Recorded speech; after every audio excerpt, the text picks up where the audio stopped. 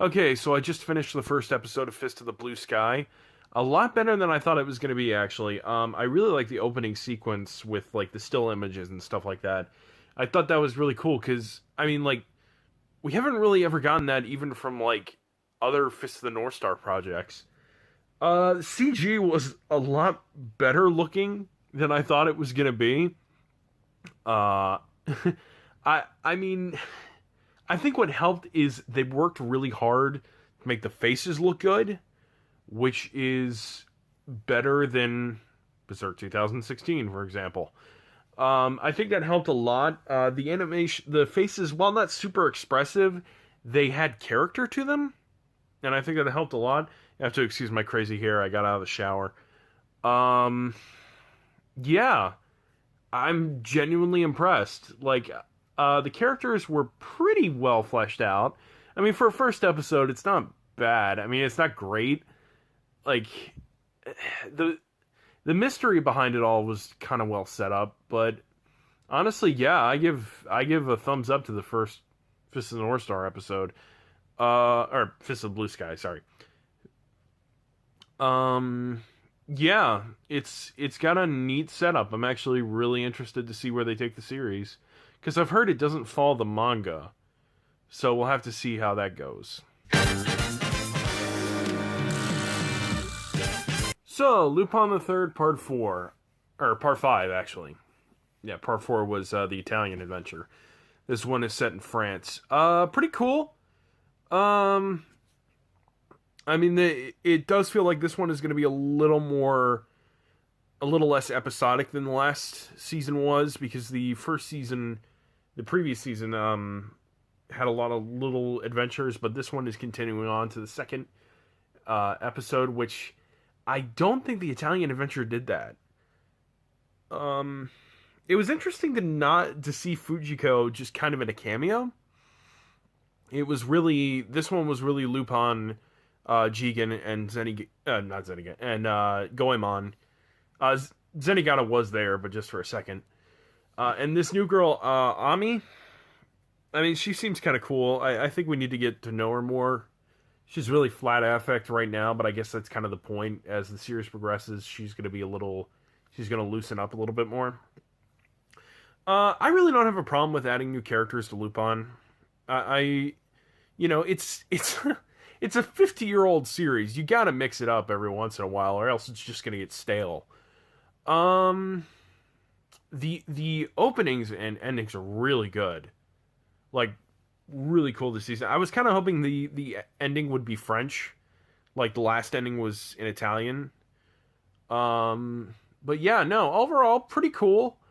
Um, I'm curious to see where they're planning to go with this, because it really feels like there's more of an overarching mystery this time. The overarching kind of mystery of the last season was was Leonardo da Vinci and all that stuff.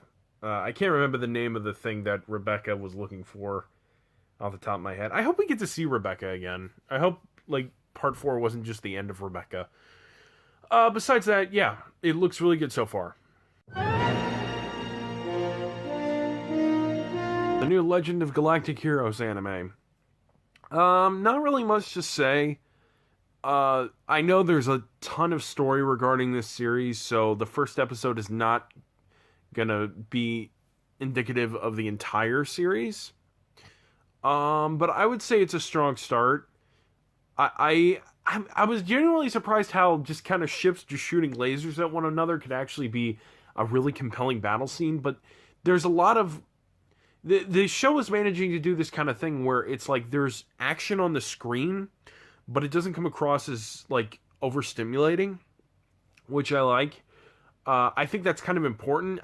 My personal experience with Legend of the Galactic Heroes is primarily to that OVA like prequel. I can't remember the name of it, but that's pretty much all I've really watched the Legend of Galactic Heroes. But yeah, this is pretty cool. I like the fact that Yang was not really in the episode at all until the very end. Spoilers. But then you don't even see him. It's really cool how the first episode focused entirely on Reinhard. And I like that, and I'm assuming the next episode is going to be seen from Yang's perspective. That's kind of what I figured they're doing. Might not do that, but that's the impression that I got. So yeah, pretty cool. Megalo Box. Very hard to say. Really good first episode. I was really impressed. It definitely feels like Ashita no Joe, which I really like. Yeah. All the characters are still kind of there. I find it interesting that Junk Dog, out of all the characters, actually looks the least like the character he's based off of. But the storytelling was really good in this one. Very flowy, excellent sense of characterization, and the animation is really good. I think this is some of TMS's best work since, God, I would say Space Adventure Cobra, the original one. But yeah, no, this is looking really nice. And it's got that kind of gritty feel that what they're doing with Lupin right now, and it also kind of has like a sci-fi kind of feel of like the way that Michiko and Hachin feels, because it's got that very Outlands kind of look to it. But no, this is definitely everything I could have wanted from this show. And I cannot wait to see where they're going with this one. Yeah, just before I go, the tech is really cool in this. The way that the have-nots, this is a very haves versus have-nots kind of series, and I like the way that the haves have like really futuristic, like I don't know, like Minority Report kind of technology, and the have-nots have more kind of Boy and His Dog, kind of Harlan Ellison kind of tech, which is pretty cool. Yeah, you know, kind of Mad Max kind of stuff too. All really good, like 5 stars all around for this one. And yeah, I'm so glad we have an Ashita no Joe anime, even if it's not really an Ashita no Joe anime, but it definitely feels like it, and that's more than I could ask for from something like this. And the technology is cool, and yeah, all looks great.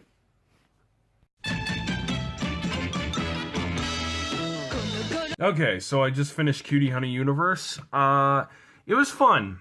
I liked kind of the energy it had in spite of the clear low budget that it was. Some of the animation issues, the faces were a little off in some places, but besides that, it was fine. Again, they kind of, the action scenes were actually pretty good considering how clearly they didn't have that much of an animation budget here. I like the mystery behind Sister Jill. I think that's actually really interesting, and I'm curious to see where they're taking that. I can't really think of anything else.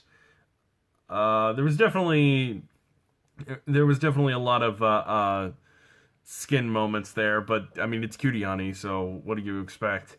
Yeah, no, it's goofy and energetic, and it actually has a good mystery behind it. So yeah, no, I'm looking forward to where they're taking Chew, as fans are calling it, Cutie Honey Universe. So yeah.